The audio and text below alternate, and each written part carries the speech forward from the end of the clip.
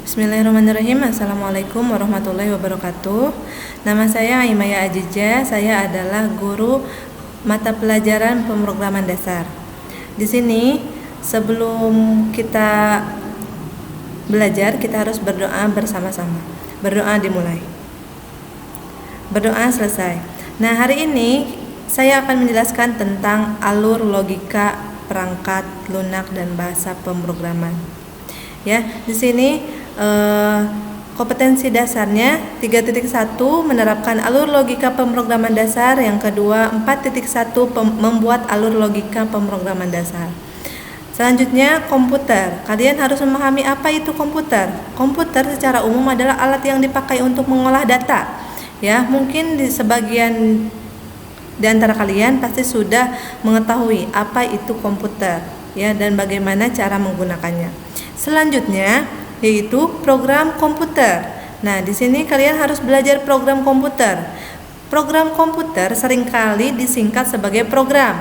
Adalah sebuah instruksi yang digunakan oleh komputer untuk memecahkan masalah atau tugas-tugas padanya, atau rangkaian-rangkaian instruksi yang disebut algoritma.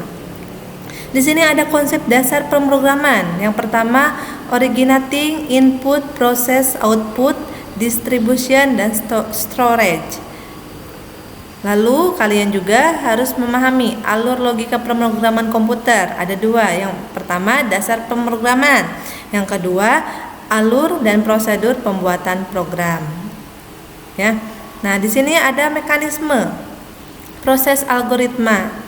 Yang tadi saya sebutkan, ya, algoritma adalah instruksi-instruksi. Nah, ini adalah mekanismenya. Yang pertama, piranti masukan langsung ke unit pemroses utama atau CPU, lalu piranti keluaran, dan di bawahnya ada memori. Selanjutnya algoritma, ya. Menjelaskan tentang algoritma adalah susunan logika berpikir, ya, dalam komputer yang logis dan sistematis untuk memecahkan suatu masalah, atau bisa disebut dengan urutan langkah-langkah untuk menyelesaikan persoalan. Itu adalah algoritma. Nah, di sini ada alur dan prosedur pembuatan program. Ada analis, desain, implement, dan eksperimen, ya. Analis berarti mendefinisikan apa yang akan dilakukan. Yang desain bentuk dari perencanaan yang analisis itu. Yang implement tahap perbaikan error atau testing, dan eksperimen menguji masukan yang diberikan kepada program atau validation testing. Selanjutnya ada jenis-jenis algoritma. Yang pertama natural language, pseudocode atau kode semu. Yang ketiga flowchart. Nah, ini adalah gambar dari flowchart, ya. Ada nama-nama di sampingnya, ya. Ada terminator, garis alir atau arrow, preparation, proses. Selanjutnya input atau output data, predefined, proses atau subprogram, decision, on-page connector, off-page connector. Nah, kalian bisa lihat simbol-simbolnya ada di samping dan nama serta fungsinya. Selanjutnya kalian harus memahami kompetensi dasar 3.2, yaitu memahami perangkat lunak bahasa pemrograman, melakukan instalasi perangkat lunak bahasa pemrograman. Nah, apa sih itu bahasa pemrograman? Ya, perlu kalian ketahui, bahasa tersebut adalah bahasa formal, ya, yang terdiri atas perangkat instruksi yang digunakan untuk menghasilkan berbagai jenis output, ya. Dapat disebut juga sebagai instruksi standar untuk memerintah komputer yang merupakan suatu himpunan dari aturan sintak atau semantik. Di sini ada fungsi bahasa pemrograman, ya. Fungsinya itu memerintah komputer untuk mengolah data sesuai dengan alur berpikir. Nah, di sini ada perbedaannya. Kalian bisa lihat, ya, bahasa manusia, ini bahasa program, kompiler, dan seterusnya. Selanjutnya ada tingkatan bahasa, ya. Tingkatan bahasa ada 3, yakni bahasa tingkat tinggi, bahasa menengah, bahasa tingkat rendah, ya.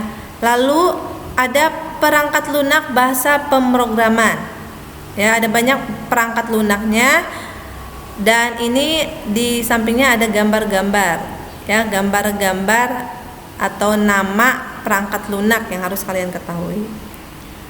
Nah, mari kita simak gambar ini. Nah, ini adalah beberapa perangkat lunak bahasa pemrograman yang dapat kalian gunakan. Ya, ada Pascal, Language, C++, Java, dan lain-lain. Nah, baiklah, singkat saja pembelajaran dari Ibu.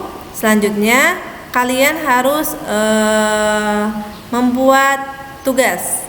Ya, tugas yang pertama yaitu gambar simbol-simbol diagram alir atau flowchart ya. Contohnya seperti ini ya, disertakan nama dan fungsinya di sini ya, seperti ini.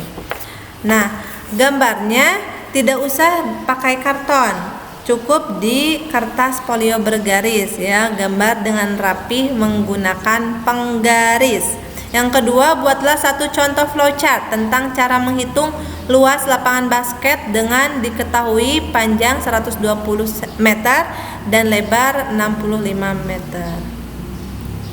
Nah, tugas yang kedua ini ya, jelaskan definisi perangkat lunak menurut para ahli. Yang kedua, jelaskan klasifikasi perangkat lunak. Yang ketiga, jelaskan macam-macam tingkatan bahasa.